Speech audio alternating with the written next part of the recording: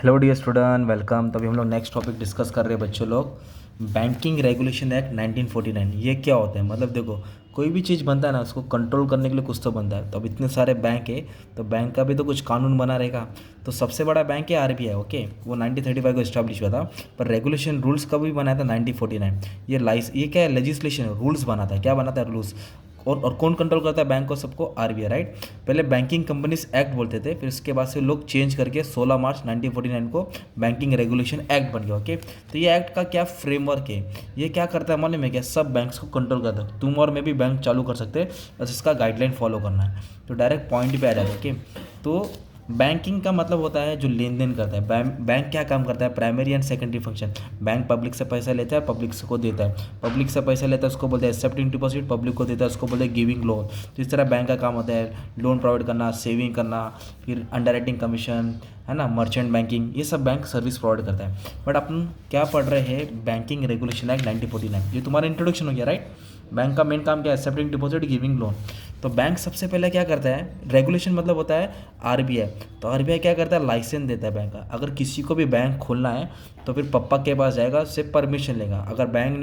अगर आरबीआई ने licence provide कर दिया तो कोई भी बैंक अपना ऑपरेशन स्टार्ट कर सकता है। ओके, तो कितना लोन देना है, कितना जमा करना है, क्या रूल्स एंड रेगुलेशन, वो सब लाइसेंस में लिखा रहता है। तो when the bank operate outside the country, इसके लिए भी गाइडलाइन फॉलो करना पड़ता है। तो लाइसेंस फॉर बैंकिंग ऑपरेशन, है ना। तो before started banking operation it is necessary for the firm to obtain licence from RBI. तो आरबीआई क्या करता है? लाइसेंस इश्यू करता है, जिसमें सब कंडीशन रहती है। ओके, बैंकिंग ऑपरेशन कैसे होएगा। फिर दूसरा है रिजर्व रिक्वायरमेंट। मतलब हर बैंक को कुछ ना कुछ पैसा जमा करना पड़ता है। तो एक बेसिक कैपिटल वैल्यू 5 लाख होता है, और दो पैसा, मतलब हर बैंक का कुछ पैसा होता है, खुद का पैसा होता है, ऑथराइज कैपिटल होता है, सब्सक्राइब कैपिटल होता है। कितना पैसा बैंक से इश्यू करता है, मिनिमम पे कैपिटल इतना होना चाहिए। फिर हर बैंक को आरबीआई के पास जमा करना पड़ता है पैसा, उसको सीआरआर एसएलआर बोलते हैं। तो रिजर्व रिक्वायरमेंट, अगर तुम्हारे पास पैसा ही नहीं तो बैंक कैसे चलेगा?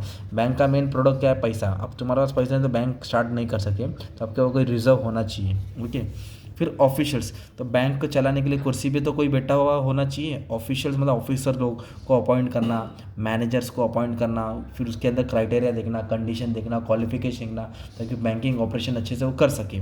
तो बैंकिंग रेगुलेशन एक्ट क्या दिया? पावर दिया आरबीआई को इन अपॉइंटिंग हायर ऑफिशियल, जो बड़े बड़े ऑफिसर है, टू दी बैंक को ऑफिसर अपॉइंट करना, ताकि वो कंट्रोल कर सके मैनेजमेंट को। जैसे कि चेयरमैन हो गया, डायरेक्टर हो गया, मामा हो गया, काका लोग हो गए। तो अपॉइंटमेंट ऑफ एडिशनल डायरेक्टर, उनको बुलाना, उनको निकालना, ये सब रेगुलेशन एक्ट में मेंशन है। ओके, कंट्रोल ओवर एडवांसेस, इसका मतलब क्या होता है? देखो, बैंक क्या के लिए है? लोन देने के लिए। तो उसके ऊपर कंट्रोल होना चाहिए, कौन किसको कितना लोन दे रहा है, रेशनिंग, सीलिंग, क्रेडिट कंट्रोल होना चाहिए। तो commercial bank in India have to abide मतलब मानना है, फॉलो करना है rules prescribe by the RBI, जो आरबीआई ने कानून बनाया है, वाइल प्रोवाइडिंग क्रेडिट, कितना लोन देना है, कैसे देना है, according to the national priorities, जो नेशन की ज़रूरत के हिसाब से the credit is directed to the various sector, अलग अलग सेक्टर को लोन देना पड़ता है। जैसे कि प्रायोरिटी सेक्टर, प्रायोरिटी मतलब जो सबसे पहली ज़रूरत है, जैसे एग्रीकल्चर को पहला दो, है ना।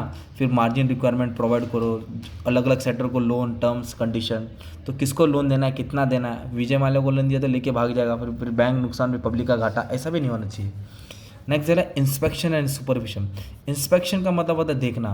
जैसे नहीं कि टीचर जाती बार तो कोई मॉनिटर अपॉइंट करती है ना, ताकि कोई बच्चा मस्ती किया तो उस पर उसका बोर्ड पे नाम लिखेंगे, फिर टीचर को पता है कि टीचर मस्ती किया तो टीचर उसको पनिशमेंट देती है। वैसे आरबीआई क्या करता है?